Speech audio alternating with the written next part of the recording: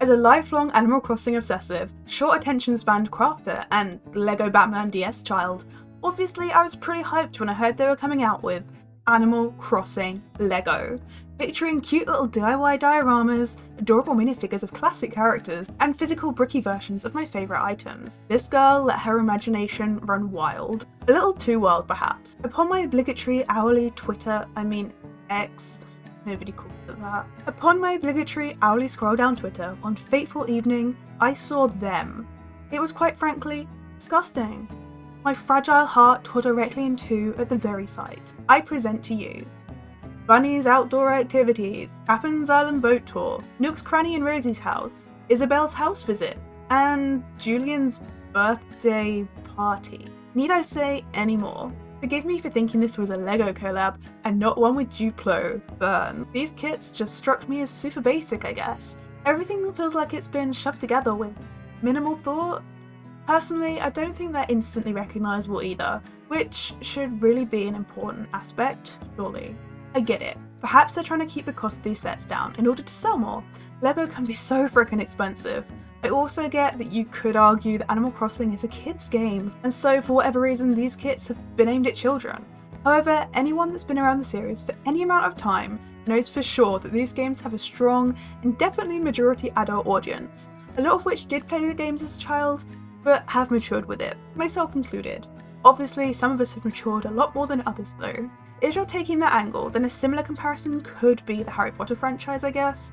Initially aimed at children, but it kind of aged up with its audience, although it's still enjoyed by children. LEGO also did do a Harry Potter collab, and produced these incredible sets, which truly capture the series while also holding that signature LEGO feel. Now obviously, Animal Crossing is visually much more basic.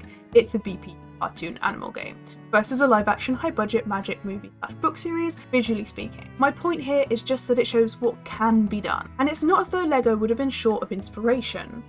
Upon researching for this video, I discovered LEGO Ideas, a LEGO-run website that allows users to submit their ideas for sets. If a set is created by LEGO, the user will receive, well, 1% of the profits. But hey, that's still pretty neat in my opinion. Looking through LEGO Ideas, I came across these fabulous community ideas for Animal Crossing sets.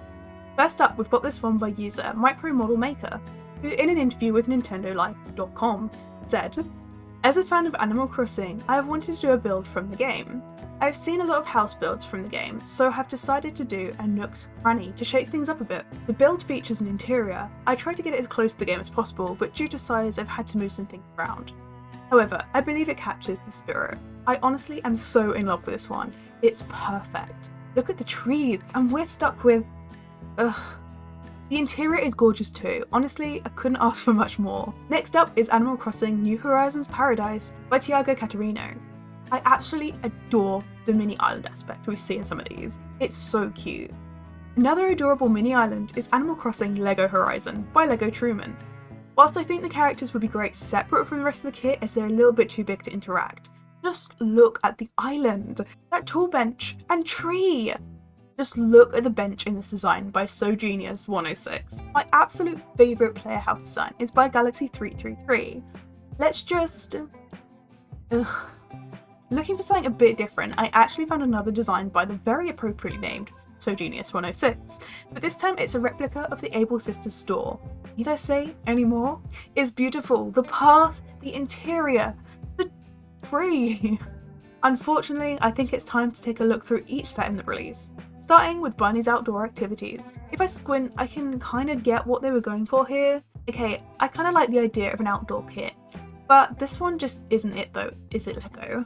If I force myself to look for positives, I guess I like the little diggable dirt spot and the fossil. I think that's what it is. That's actually pretty awesome. Bunny looks pretty cute too. However, what the heck is this thing? These damn trees should be censored. And the campfire? No. Why is it one-sided? Wind? I don't know. But let's compare it to the real thing. One last thing I will point out is the placement of the butterfly flapping around in these promo images, which in reality obviously ain't happening. The next kit on the list is Captain's Island Boat Tour. I'll cut straight to it. The island here just looks messy, even if the palm trees are actually somewhat less offensive. I will say that I do like Captain's boat here, and the minifigures are again pretty cool. Also, special shout out to this guy. Stepping up to the chopping block now, it's Nook's Cranny and Rosie's house. I think for this one we just need to revisit some of the fan-made ideas, and I really don't need to point out the obvious. Similarly with Isabelle's house visit, it just doesn't hit the mark. For me, it's like someone's put it together having never actually played Animal Crossing, but has only had it described to them by a co-worker or something. Again, would you rather have or this one? I guess the Nook phone was a cute inclusion, but I'm not forgetting. The final kit is what I believe to be the greatest abomination, Julian's birthday party. Take out Julian, and then what about this screams Animal Crossing? None of these items stand out to me, and as far as I'm aware, there's not even a skateboard with that colour scheme in the game. Please don't eat the poop cake, Julian.